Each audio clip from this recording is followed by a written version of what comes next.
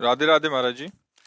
महाराज जी, कोई एक काम मैं लगातार नहीं कर पाता तथा मन शांत नहीं रहता। इस कारण से मेरा और परिवार का बहुत नुकसान हो जाता है। और समस्या भैया यह है कि मन, वीर्य और प्राण तीनों का एक कनेक्शन है, एक ही कनेक्शन है।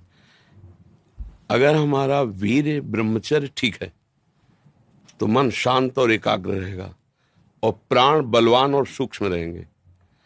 अगर वीर्य कमजोर हो गया तो मन चंचल, अशांत और प्राण स्थूल और बलहीन हो जाएंगे।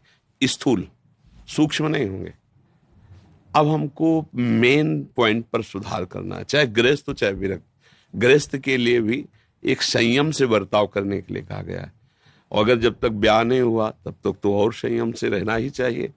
अगर हम लोग वीर्य का महत्व समझने लगे, ब्रह्मचर्य का, तो हमारा जीवन काफी संकटों से निवृत्त हो सकता है। अध्यात्म शक्ति वीर्य से ही प्रकट होती है। जब हम ब्रह्मचर्य से रहते हैं, भजन करते हैं, मान लो गृहस्थी में है, भगवान कश्यप जी 10,000 वर्ष तक ब्रह्मचर्य रहे। फिर उन्होंने माता विनता के गर्भ में, जानते हो कौन पैदा हो? भगवान गरुड़ जी पैदा हुए। कितने बलशाली, भगवान के वाहन, पूरे विश्व ब्रह्मांड को अपने एक पंखे में रख के उड़ सकते हैं। 10,000 वर्ष भजन किया तो फिर गरुड़ जी पैदा हुए। अगर गृहस्थी में भी है, संयम से रहकर भजन करके, फिर तो बुद्धिमान, ज्ञानवान, बलवान बालक पैदा होगा। मुझे लगता है ब्रह्मचर्य की तरफ से हमारे समाज की दृष्टि हटती चली जा रही है। मनोरंजन के भाव में वो ब्रह्मचर्य, इसलिए हमारा मन अशांत। बोलो, अब इस समय आप यौवन अवस्था में हो, इस समय तो उत्साह रग रग में रहता है, नहीं, चेतना रग रग में रहती है। हम नए बच्चों को देखते हैं उत्साहहीन, मतलब जैसे डिप्रेशन में हो। चेहरा देखकर ऐसा लगता है जैसे परेशान हो। क्यों परेशान है? क्योंकि आंतरिक जो शक्ति सपोर्ट करने वाली नहीं। अब मन जिस विचार में फंसा देता है, बिना मतलब फंसाए, कोई भय नहीं, वो भय दे रहा है। कोई शोक का कारण नहीं, वो शोक दे रहा है, चिंता दे रहा है। किसी भी कार्य को करो, इतना संशय पैदा कर रहा है, पता नहीं काम सफल होगा कि नहीं सफल होगा, कहीं ऐसा तो नहीं हो जाएगा, कहीं ऐसा तो, वो अशांत रखता है। और जब ब्रह्मचर्य, ऐसा कैसे हो सकता है? बल है ना, अध्यात्म बल, शारीरिक बल की बात नहीं कहते।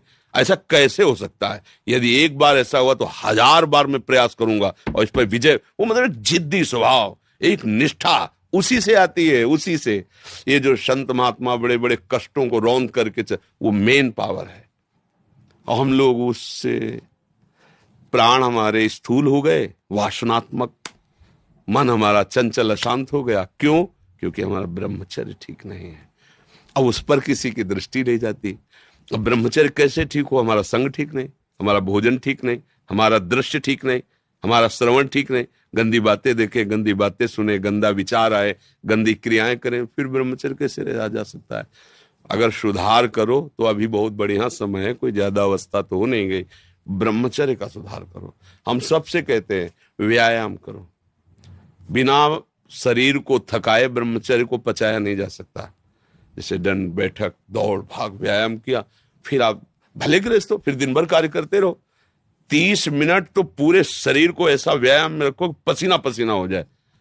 अब 8-10 बजे तक सो रहे हैं तो व्यायाम कब करें? 4 बजे उठ के नहा धो करके घंटा आध घंटा दंड बैठक मारे तो आप देखो आपका जीवन प्रकाशित होने लगे। ये नहीं कहते कि बाबा जी, गृहस्थी में भी, गृहस्थी जीवन कोई साधारण इतना बड़ा बोझा लाद के चलना है परिवार का। शरीर स्वस्थ नहीं, विचार ठीक नहीं तो क्या है? अभी कुछ दिनों ऐसे अगर आचरण ढीले रहे तो शरीर ऐसे भयानक कमजोरी से युक्त हो जाएगा कि आपको सब कहेंगे प्रमादी पड़ा रहता है, कुछ करता नहीं। इसलिए संभल जाओ। ब्रह्मचर्य ही परम तप है, ब्रह्मचर्य ही परम धन है, ब्रह्मचर्य परम एकाग्रता है। एकाग्रता ब्रह्मचर्य से आती है। आंख मूंदो या खुली रखो, अगर ब्रह्मचर्य ठीक, एक शीतलता, एक गंभीरता, और जिधर दृष्टि लगा उधर एकदम चिपक जाएगी जाके। जैसे भजन में, नाम में, एक, या आप संसारिक कार्य में बहुत अच्छा कार्य करोगे। अगर आपका ब्रह्मचर्य ठीक ना तो जिधर बहुत अच्छा कार्य करोगे। तो शरीर में दम ही नहीं है। यंत्र का जमाना हो गया है। पहले खेती जोतते थे ना किसान, एक फार वाला होता था और पूरे खेत को उसी से जोतला है। बलवान होते थे। 2 लीटर मठा और 8 रोटी पाए, बैल की जैसी ताकत। अगर बैल को नाथ पकड़ के रोक ले तो वो वहीं खड़ा हो जाए। और आज अब ट्रैक्टर से जोती है, कोई मेहनत तो लग नहीं रही है। तो ये शरीर का हम लोग बहुत बुरी तरह से पतन कर रहे हैं। बड़ा कीमती शरीर है, हाँ, इसमें बहुत चेतना की आवश्यकता है। संसार में रहते हुए भगवान का सत्य का मार्ग चयन करके हमें भगवत प्राप्ति करनी। अरे कम से कम जितनी ऊंचाई पे आ गए उससे नीचे तो न जाए, सुअर कुत्ता तो न बनना पड़े। मनुष्य बन गए हैं तो ऊंचे चढ़े कि नीचे गिरे, पर यह ध्यान नहीं रहता। हम काम करने लगते हैं वही जहां नीचे गिरना है। अब दूसरे जीवों का मांस खाना, शराब पीना, जुआ खेलना, व्यभिचार, ये कहां ले जाएगा? एकदम नष्ट कर देगा। तो जवान बच्चे हो, सावधान रहो, खान पान ठीक रखो, सावधानी पूर्वक चलो, ठीक है।